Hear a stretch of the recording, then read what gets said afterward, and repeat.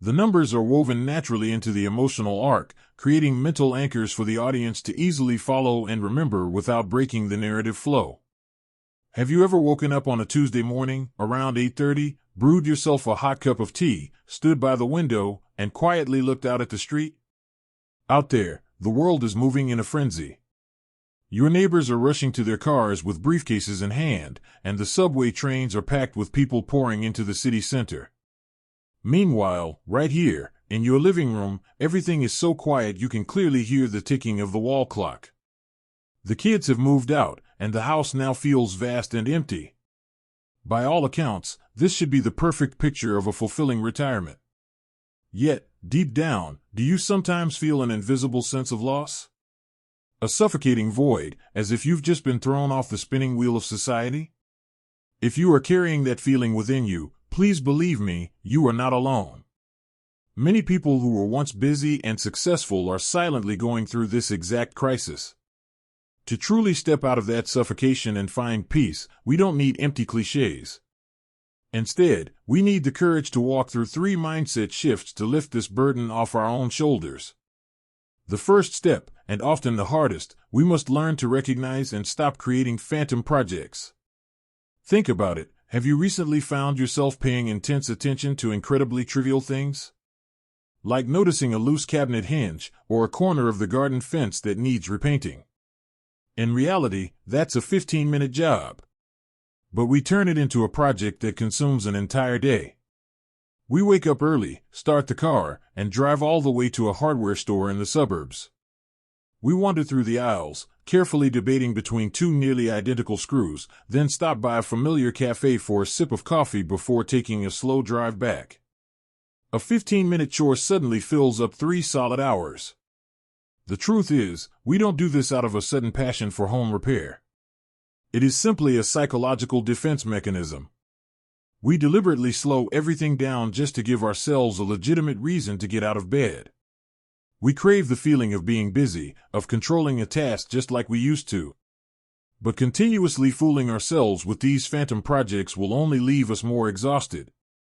Give yourself permission to stop. The fact that you have no schedule today, nothing urgent to do, is absolutely not a mistake. Once we have the courage to stop that fake busyness, we step into the second realization: stop using the productivity metric to define your worth. The greatest fear of retirement isn't the fear of getting older, it's the fear of facing the truth that the world out there is running perfectly well without us. In those moments of unsettling silence, you might unconsciously call an old colleague, only for them to pick up with a rushed voice: "I'm so sorry, I'm in a meeting right now, can I call you back?" The dial tone beeps coldly. Your heart skips a beat. The fake busyness shatters, replaced by the sinking feeling that you have truly become obsolete.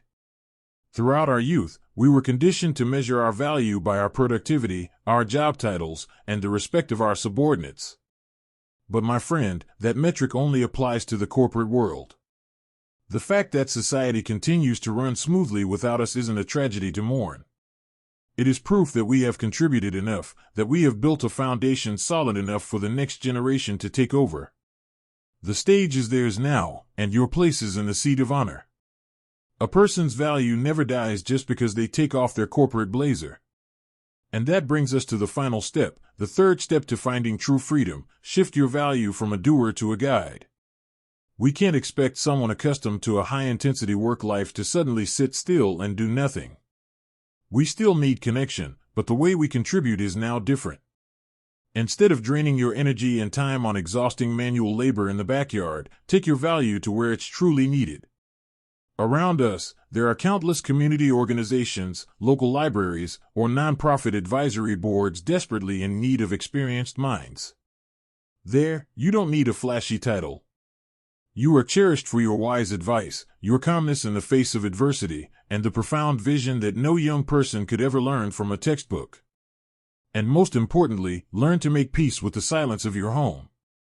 Don't look at that quietness as loneliness. Look at it as absolute freedom.